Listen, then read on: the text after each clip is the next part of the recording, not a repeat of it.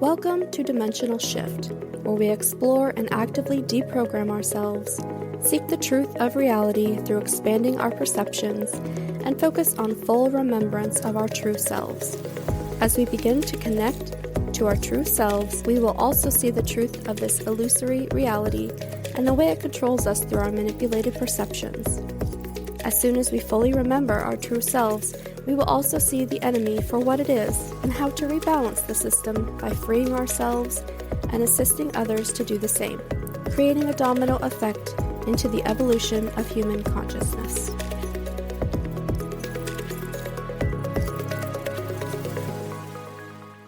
Hey, and welcome back to Dimensional Shift. This week we're going to be talking about egoic constructs, which is kind of a catchphrase for what I'm calling an identity that can be deprogrammed or should be deprogrammed. It's interesting to think about the layers under the word of identity. Even the word identity we have closely tied to ourselves, and trying to get rid of an identity can be difficult because it is closely identified with ourselves.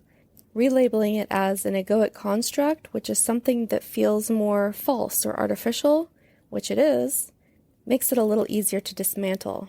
So an egoic construct is basically programming, something that we have been taught is part of ourselves or have created as part of ourselves to make ourselves safe from something, to protect ourselves from something, or to make ourselves feel special and important. These can run the gamut from the Myers-Briggs personality test, putting a label on who you are and how you think. It can run into religious or political beliefs, all the way down into your place in your family and how you view your place in the home and job and workplace. The problem is, most of these identities or egoic constructs are not actually true about you on a soul level. For example, you could say, I'm a podcaster, but that's not actually a true statement. I have a podcast, but I don't identify with my podcast. It's not a part of my identity, it's just something I do. Now, some people do really get on the train of, I'm a podcaster, it's part of who I am. And that's programming to say that, number one, it makes them feel more important. Number two, it gives them direction. Number three, it's something that they're using to fortify their identity, to create something about themselves that they feel is lacking. And that's the important part, is these egoic constructs are programmed into us or accepted into us because we feel like we're lacking something. The soul is very nebulous, it's undefinable, it can't be confined to labels. And so we have been taught to put labels on ourselves to help confine our minds from seeing the truth about our souls. Saying I'm a podcaster doesn't mean anything about who I am on a soul level. Podcasting is something I do. So when you start looking at your egoic constructs and you start deprogramming, which we're going to talk about toward the end of the episode, the big key factor is when you start to look at these constructs or identities, does it elicit an emotional response from you? Does it provoke you? Can someone say, oh, well, you're not a feminist, so blah, blah, blah, and you get upset because you are a feminist? Or somebody say, oh, well, you're just a right-wing Republican. Does that elicit a response from you? And if it does, there's the control point. There's the manipulation point. When you start to deprogram this too, you're going to get a lot of pushback from the ego itself. And it's really important to be able to connect to your soul and really pay attention to that I am within you, because the I am is who you truly are, not the constructs. And so eventually you'll have this realization that you're defending something that's not even true about you. And sometimes it's something that you don't want to be true, or something that you've hated all of your life. You've not understood yourself. You've created these constructs and you really don't even like them. That was really eye-opening for me. And in the same way that we have egoic constructs, so too does everyone else have egoic constructs. And that leads into projection, which is to say the things you think you know about somebody or the egoic constructs they're presenting, and they often bump up with our own egoic constructs. So everything you think you know about another person does not actually have anything to do with them on a soul level. It's all of the conditioning and programming that's come up. And that programming can bump into your programming, and thus division and separation ensue. And this can cause a lot of hurt and harm. It can damage relationships. It can create division in countries, rifts in the world. It can create war. I mean, all of this stuff is created because people are programmed to think one thing and other people are programmed to think another thing, and then we have conflict, right? So the point is for us to start looking at our egoic constructs and where we've tied ourselves to labels and identities and where our emotional manipulation points are, so that we can start approaching these other people from a healed state and being able to help them see that they are also operating from a place that's not of a soul basis. And when we start interacting with people, we need to start looking at what our intentions are with whatever we're saying and bringing forth. Most of our interactions nowadays, harkening back to the archons who are energetic parasites, right? Most of our interactions are actually pretty parasitic in and of themselves. It's almost like the micro to the macro. If you've ever read the Celestine Prophecy, then you kind of have this idea. But if you are seeking to validate someone, get an emotional response, put someone down, anything other than something from a sovereign level, then you are having a parasitic interaction. And if you are trying to get validated, if you're trying to have somebody understand you, anything like that, it's also parasitic. And so the point is then to get to where you can interact with people with an almost type of detachment, where whatever they say doesn't actually mean anything about you. It doesn't elicit an emotional response. There's no charge to it.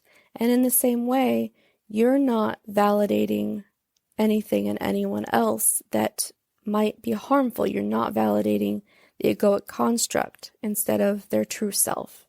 The deprogramming I've been doing this week has brought this into very, very stark light for me, and I've been trying to understand how it works, really, I guess.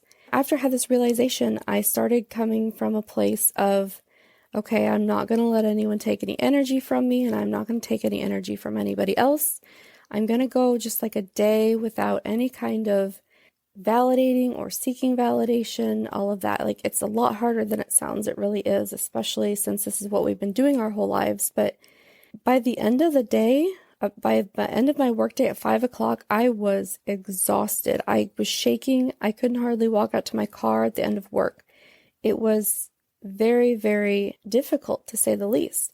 And at first I thought that it was just because I was defending myself against people taking my energy. And thanks to a friend, I was able to see that that's how much energy I had been taking from other people to keep myself going. Thankfully, day 2 was a lot easier after I realized that and understood that it's about self-sustainment. You can't just cut yourself off from taking energy from other people and expect not to be tired. You have to purposely fill your own cup, so to speak. So my suggestion this week is for you guys to try a day, just one day of, being a hermit. Don't talk unless you have to. Give yourself some space to process how you're taking energy and how people are taking energy from you. Just be observant. There's still going to be emotional responses because they are very, very programmed in you. But get into a state where you can recognize that, oh, I said that and I was seeking validation, or, oh, they said that and it sounded very aggressive and it made me feel like I should shrink back. Those are all parasitic interactions. And the more cognizant you can be of them, the less energy it will take. But again, you need to take time to, quote, fill your own cup. You need to meditate and connect with who you are as much as possible past the egoic constructs. And deprogramming is really essential on this. It's really helpful to find all of the places that have very strong beliefs, religion, political, any kind of big movement, things like that, that elicit a strong emotional response. And then start to question, why do you think that way? Is it because you followed what the media said? Is it because your friends all thought that too?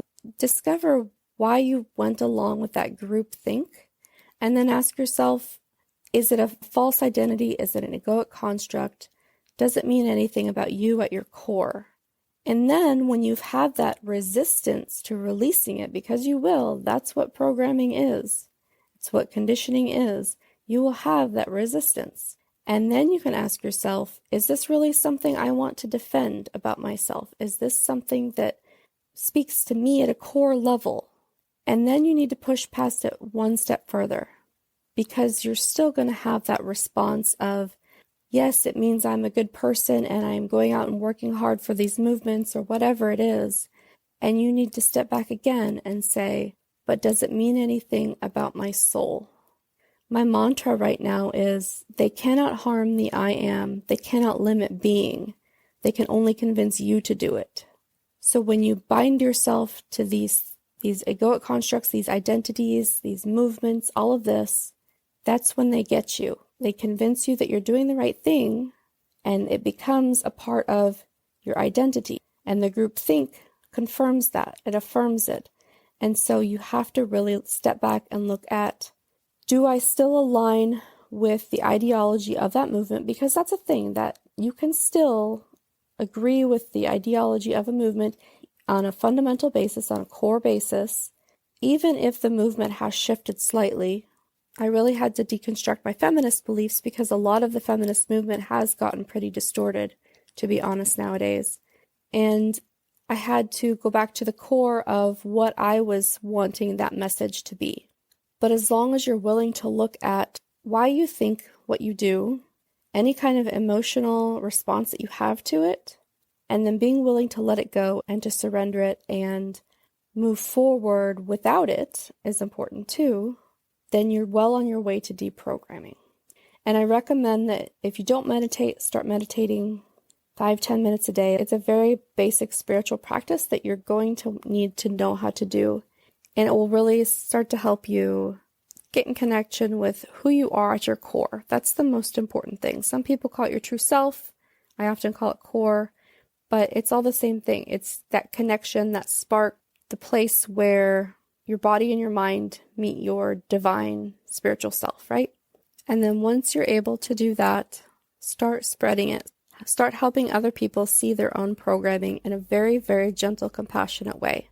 There's some people who aren't going to be able to look at it, but there's also a lot of people who will, and being able to assist them is part of this mission.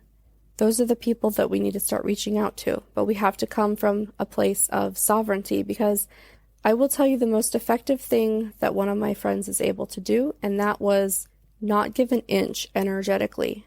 And it made me a mess for a while, but it also really set the example of, this is how a safe, helpful interaction feels like. And once I was able to understand all of the projections and all of the programming that I was throwing into the relationship, it was a lot easier to let it go, honestly. It was a lot easier to see the harm and the hurt that it had been doing. So start from a place of healing yourself and then move on to helping others. It's not about healing them, it's just about showing them how it's done. If you found this episode helpful or insightful, please share it with a friend and leave a review or comment. Make sure to subscribe so you never miss an episode. I host twice weekly open discussions on the podcast topic on our Discord server. If you'd like to join, head to dimensionalshifter.com/Discord. If you're on Reddit, come join the subreddit r/dimensionalshifters or send me a DM. My username is dimensionalshifter. Keep deprogramming, keep connecting, keep listening to your intuition. This is it. This is what we've been searching for our whole lives. Connection to our true selves.